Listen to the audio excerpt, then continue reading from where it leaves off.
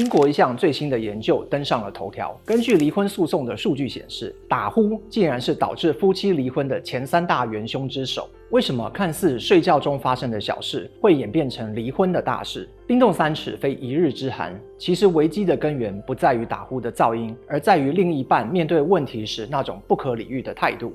你好，欢迎回到元气医生频道，我是马永昌医师。今天我们要分析6种让另一半从愤怒到心寒的行为背后的心理学。为什么打呼会让枕边人这么愤怒？脑科学研究显示，长期的睡眠剥夺会让人的大脑杏仁核变得异常敏感。杏仁核就是大脑中负责让你感到害怕和生气，并且在危机时保护你的生存关键。当你很生气，气到失去理智时，其实就是杏仁核这个警报器在警铃大作，盖过了你冷静思考的声音。但最伤人的往往不是声音，而是打呼煤气灯效应。当你痛苦地向伴侣反映问题时，对方却回你一句"有这么夸张吗"？这种否定你的感受与无视你的态度，会让受害者充满无力感与孤立无援。今天我们要引用 FBI 首席谈判官 Chris Voss 危机下的沟通技巧。这些技巧包括了战术性换位思考、标签法和校准型问题等。佛斯的谈判技巧核心在于不直接对抗对方的防御机制，而是绕过他的杏仁核，与对方的大脑前额叶，也就是大脑的理性区直接对话。接下来我们要从6种打呼人格分析，教你辨认你家的雷神是属于哪一型，并帮你量身打造了6套攻心剧本，让他们卸下防备的盔甲，主动寻求帮助。第一型人格是钢铁人。钢铁人是把世界扛在自己身上的人，他对自己很有自信，自尊心强，责任感重，并认为这个世界需要靠他一人撑起。因此对于钢铁人来说，要他承认打呼或生病，就等于是承认自己变老变弱，这对他而言是士可杀不可入的情境。所以面对打呼的问题时，我们要使用 FBI 谈判时使用的第三方证据法加校准型问题。你可以在他睡着后用手机录音，隔天起床后告诉他：老公，你最近睡觉的时候好像有时候会没呼吸，我有点小担心。昨天我有偷录一小段，你听听看，要不要去检查一下？你做的事是以柔克刚，像功夫熊猫一样用太极拳把决定权推回去给钢铁人，这会让他从被审判者瞬间变成问题解决专家，因为解决问题是钢铁人最喜欢也最擅长的事。第2种人格，我们要来聊聊家里的好客，这是最让伴侣感到委屈的类型，推卸者型。你家的另一半是不是平常像班纳博士一样理性且自律，但一聊到某些事情时，他就变成了那个爱闹别扭、心智年龄只有4岁的好客？当你跟他说你每天没有办法好好睡觉时，好客会启动防御机制，我没问题，是你太敏感了，这样子的反应。在他的逻辑里，他工作那么累，回家睡觉是他的基本人权，你现在指责他的问题，就是在戳好客与找麻烦。为了守住他的主导权，他必须把你塑造成 troublemaker。 面对这种好客型的健康推卸者，我们不能拿大道理去压他，你必须要学会使用战术性换位思考。先摸摸好客的头，然后跟他说：我不是在怪你啦，我知道你会觉得我干嘛一直挑你毛病，还把睡不好的事怪你头上，也会想说为什么一定要去做检查。这就是关键，先把他心里的委屈说出来。当好客觉得自己被理解了，他就不会想要搞破坏。接着你要用黑寡妇般的冷静沉着，引导好客看见这不是你和他的对抗，而是2个人共同对抗缺氧这个坏蛋。你可以这样子说：如果都不去看一下，你晚上这样呼吸卡卡的，上班也会影响精神啊。我们一起找个时间去检查一下，看看到底是什么状况，这样会也比较安心。这就是对付好客的高招，不接受他丢过来的指责，但要先安抚他的情绪。当你让好客觉得被尊重，他就会愿意为了保护你这个盟友主动找医生。第3种雷神是家里聪明又世故的狐狸尼克。这一型的人最难沟通。尼克的名言是：永远不要让别人看到他们伤害了你。他把自己生长过程中受到的伤害与无奈包装成一种这就是世界运行的规则，没什么好大惊小怪的样子。他用装世故来掩饰真恐惧，用这很正常来规避需要改变的痛苦。他会带着你怎么这么天真，连这个都不知道的鬼笑说：我爸和隔壁老王都会打呼，他们不是也活得好好的。这就是尼克式的幽默与冷漠防御机制。对付狐狸需要用到 FBI 最顶级的2种战术。首先，你需要把尼克消磁，你要在他开口嘲讽你天真之前，先抢走他的剧本，让他一句话都说不出来。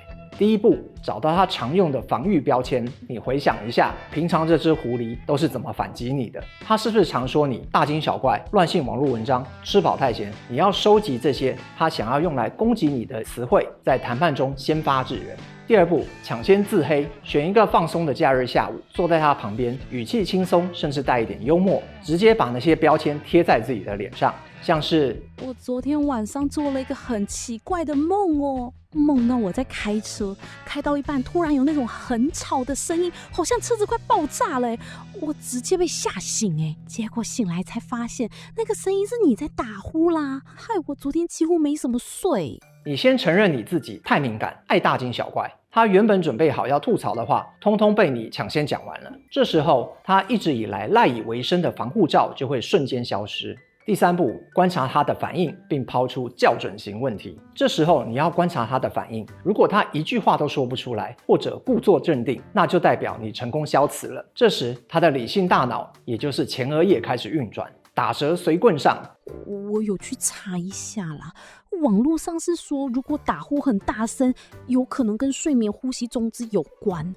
我也知道我比较容易紧张，也常被你说大惊小怪啦。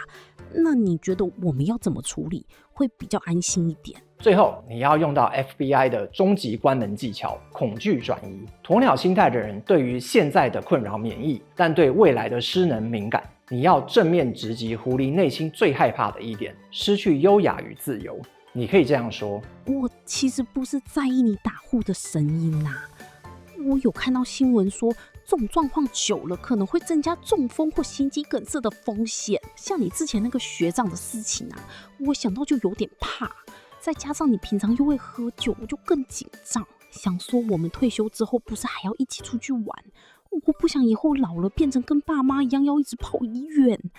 要不要找时间去检查看看？这就是针对尼克型的终极对话。对于尼克这种自傲又聪明的人来说，帮伴侣解决烦恼，远比被抓去看医生要有吸引力得多。第4种人格是家里的蛮牛局长。你家的雷神是不是像《动物方程式》里的蛮牛局长一样，外表强悍，很有威严，但只要一提到看医生，他就会立刻板起脸说：“我没时间搞这些，睡眠检查还要排队，太麻烦了，我不需要。”这就是典型的逃避治疗型。他的心理盲点不是不在意健康，而是预期性焦虑。在他眼里，医院就是个会剥夺他主导权的地方。白袍高血压就是这种典型的被剥夺主导权所导致的焦虑表现。对付这种主控欲强又怕麻烦的蛮牛，你绝对不能用命令的，因为他最讨厌别人告诉他应该做什么。这时候我们要用引导 No 的提问法，给他说不的权利。找一个他在看报纸、处理事情，觉得自己最有主控感的时候，你冷不防的抛出问题。我最近看到一个 app， 好像可以直接用手机测睡眠呢，不用跑医院那种，你会觉得很麻烦吗？还好吧。那不然找一天在家测1晚看看，就当试试看，这样应该还 OK 吧？可以啦。你发现了吗？当他说出不反对、不麻烦、不过分的时候，心理上并没有觉得自己被你说服了，而是在评估。对于蛮牛局长来说，掌控感就是他的命。当你把问题设定成你会反对吗？他会觉得拒绝你的提议就是在行使权力，结果最后他反而答应了你的要求。第5种人格是家里的包租公。包租公平时总是笑嘻嘻，一副随便啦，没关系，天塌下来有老婆顶着的样子，但把解决问题的责任与脏活都丢给你。你跟他抱怨打呼害你没办法睡觉，他会很大方的跟你说：“没关系啦，如果太吵，你推我一下就好。”这句话听起来很体贴，对吧？但其实这是责任外包的陷阱。包租公这句话的潜台词是：我不打算去看医生，所以你辛苦一点，继续当我的人工闹钟吧。这就是佛系型的心理盲点。他以为你推我一下就好，是我佛慈悲，但他没有看见的是，真正付出高昂代价的人，是逐渐陷入失眠高敏化的你。你知道情报单位用来逼问间谍的满清10大酷刑有哪些吗？最有效的一招叫做睡眠剥夺，只要在他快要进入熟睡时推他一下，让他无法进入深入睡眠，这就叫做唤醒。不断的唤醒会导致睡眠碎片化，会让人的大脑无法排毒，自律神经失调，最后导致认知功能彻底崩溃而招供。这就是你每晚的处境。面对这种佛系包租公，我们不能只跟他谈健康，我们要揭露这场刑求的真相。接下来我们要用 I statement 来终止这场折磨。I statement 通常包括这几种第一人称叙事结构。找一个早上起床后，包租公刷牙洗脸的时间，认真地看着他的眼睛，语气坚定地说：你昨天不是说打呼叫我推你一下就好，可是这样整晚根本没办法好好睡。结果我今天上班整个人超累，脑袋都不太清楚，还一直想睡，做事情一直出错。我不是在念你啦，可是这样下去我真的会撑不住。我们想一下别的方法好不好？不然我每天上班都这样，真的不行。这时候包租公通常会吓到，因为他从没想过打呼有这么严重。一旦意识到他的慈悲竟然是在对你进行非人道折磨，他那种不在意的态度就会消失。这会强迫他意识到，去看医生不是为了他自己，而是为了停止对你的伤害。最后一型雷神人格，我们要聊聊家里对数字最敏感的精算师。你家的雷神是不是每次提到要去看医生，他脑子里就开始按计算机，然后反驳你：睡眠检测要几千块，太贵了吧？看医生要花钱呢，那可以买多少张股票，出国玩几次啊？这就是典型的经济借口型。对付这一型眼里只有数字、省小钱花大钱的精算师，你要学《华尔街之狼》里面的 Jordan Belfort。Jordan Belfort 最擅长的就是创造需求与风险包装。他有一句名言 ：“Sell me this pen。”这个逻辑是，你要先创造对方的需求，并让他意识到不买的代价远比买要昂贵。在心理学上有一个框架陷阱，叫做现实偏见。现实偏见是指人对于现在花出去的钱很有感，但对于未来可能发生的上百万医疗费没有任何感觉。这是很典型的穷人思维。用白话说，恐惧赔钱的心理驱力是贪婪的2倍。你要把就医重新定义成一份防范资产缩水的避险保险。找一个情境，当你们在计划过年出国要去哪里玩的时候，这时候拿出一支笔，像一个分析师一样冷静地跟他说：老公，其实有一件事想听听你的看法。我前几天有稍微帮我们算了一下风险。精算师听到数字和风险评估，通常会引起他的注意，因为那是他的专业语言。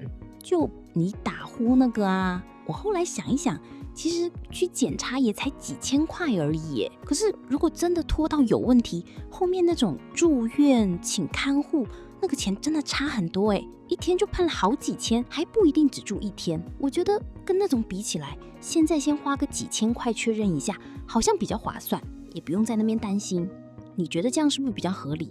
你发现了吗？当你把就医包装成投资与保险，这只华尔街之狼就会动摇。精算师不怕生病，但他对赔钱有巨大的恐惧。当他意识到现在省这几千块，以后可能会赔掉整座江山时，他会比你还要急着去预约检测。今天跟大家分享的这6套 FBI 高级谈判术都有一个共通原则，不指责对方的行为，而是与他一起面对问题。在你很兴奋要冲去找雷神前，我们要再提醒一下3个黄金准则。第一，找对战术行动窗口，千万不要在半夜他刚吵醒你或你正愤怒的时候找雷神，也不要在雷神很忙或很专心在做他自己事情的时候找他。选一个大家都放松的周末下午，喝杯咖啡时再展开对话。第二，从关心出发，把焦点从你吵到我变成我关心你。没有人喜欢被指责，但被关心是每个人都难以拒绝的。第三，简化流程，不要问他你要不要去检查，你什么时候要去检查，直接告诉他我已经帮你预约好检查了。你把路途中的阻碍降低了，他才比较愿意走。打呼不是一个人的小事，而是全家人的大事。别让那震耳欲聋的声响磨光了你们之间的爱。你的伴侣是哪一种人格？欢迎在留言区分享你的战绩，让更多受苦的枕边人看到希望。如果你也想要了解我为你特别准备的完整版 FBI 6种打呼人格攻心技巧，请点击下方资讯栏连结。我们也帮大家准备了方便的居家预约检测连结。今天的节目就到这里，我们下支影片见。